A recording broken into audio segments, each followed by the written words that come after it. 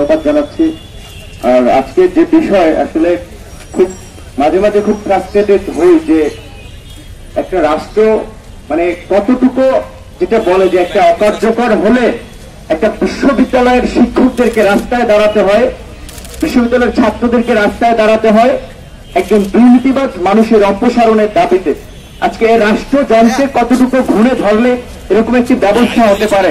শুধু রাস্তায় তাদের নিজস্ব ক্যাম্পাসেই নয়, তাদের নিজস্ব ক্যাম্পাসে তো তারা দাঁড়িয়েছে, সেখানে যখন তারা প্রতিকার পাচ্ছে না তারা আজকে রাজধানীমুখী হয়েছে, যে কারণ এটা তাদের একটা নৈতিক শক্তি নিয়ে যে তারা যে লড়াইটা করছে, যে অন্যায়ের বিরুদ্ধে তাদের যে নিজের সচেতনতার জায়গা থেকে সমাজের প্রয়োজনে রাষ্ট্রের প্রয়োজনে যে লড়াইটা করেছে, আজকে সেই লড়াই দীর্ঘদিন তারা করেছে, আমরাও পাশে দাঁড়িয়েছি, কথা বলছি, কিন্তু তারপরেও এর কোনো সমাধান হচ্ছে না।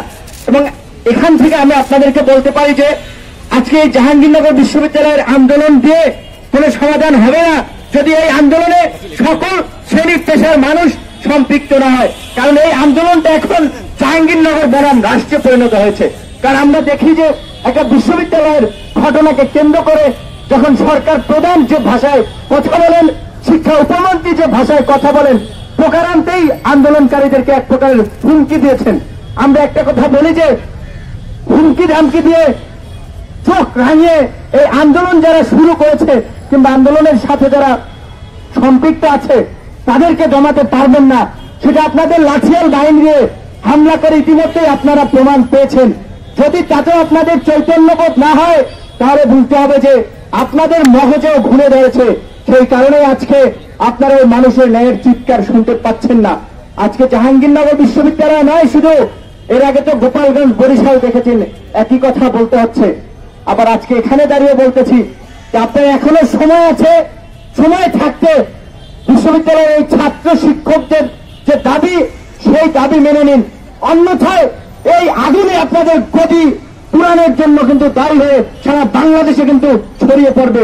আমরা স্পষ্টভাবে বলে দিতে চাই, এই আন্দোলন শুধুমাত্র জাহাঙ্গীরনগর বিশ্ববিদ্যালয়ের আন্দোলন নয়, এই আন্দোলন এখন নৈতিকভাবে প্রত্যেকটি শিক্ষা প্রতিষ্ঠানের আন্দোলনে পরিণত হয়েছে। এই আন্দোলন এখন নৈতিকভাবে সমগ্র মানুষের আন্দোলনে পরিণত হয়েছে। সরকার যখন একইভাবে দুর্নীতির বিরুদ্ধে তারা যুদ্ধ ঘোষণা করেছে, ব্যবস্থা নিচ্ছে, আবার আমরা দেখি যে তাদের কাছের লোকজন হওয়ায় যে আমরা শুনেছি যে তিনি নাকি মাননীয় প্রধানমন্ত্রীর বোনের বান্ধবী, আমি জানি না শিওর কিনা, তবে আমাদের মনে হচ্ছে যে সেরকম একটি ব্যাপার। অন্যথায় একজন ভিসিকে সরাতে সরকারের এত কিছু করার প্রয়োজন হতো না। কারণ স্পষ্টভাবে আপনারা যে বলেছেন যে হুমকি দিচ্ছেন, অভিযোগ প্রমাণ না করতে পারলে ব্যবস্থা নিন। আমরা বলছি আমরা অভিযোগ যে দিয়েছি সেটার প্রমাণ আমাদের কাছে আছে বিদায়ী বড় গলায় রাজপথে সবার সামনে কথা বলতেছি। বরঞ্চ আপনাদের নৈতিকভাবে দুর্বল বিদায় আপনারা আমাদেরকে সেই মোকাবিলা করতে পারেননি। নৈতিকভাবে আপনারা মোকাবিলা করেছেন ছাত্রলীগ দিয়ে, আপনারা মোকাবিলা করেছেন ভিসি লীগ দিয়ে, শিক্ষার্থী ছাত্রলীগ হামলা করে।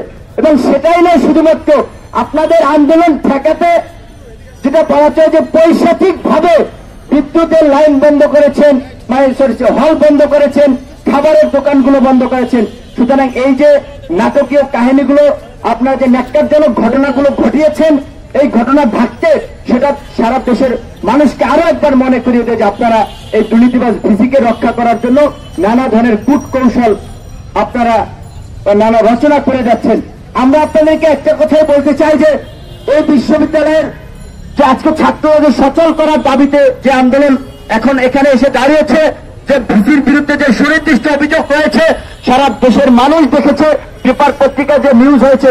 সুতরাং এই পচা জিনিসকে ঢাকতে যে গন্ধটা সারা দেশে ছড়িয়ে দেন। আপনাদের প্রতি অনুরোধ থাকবে যে সবাই বলেছে সেই কথা আর একটু না বললে না, যে আপনারা নিজেরাই কিন্তু নৈতিকভাবে দুর্বল জায়গায় আছেন, জনগণের ভোট ছাড়া কিন্তু ক্ষমতা আছেন, ওইদিকে কিন্তু খোঁচা দেয় নাই।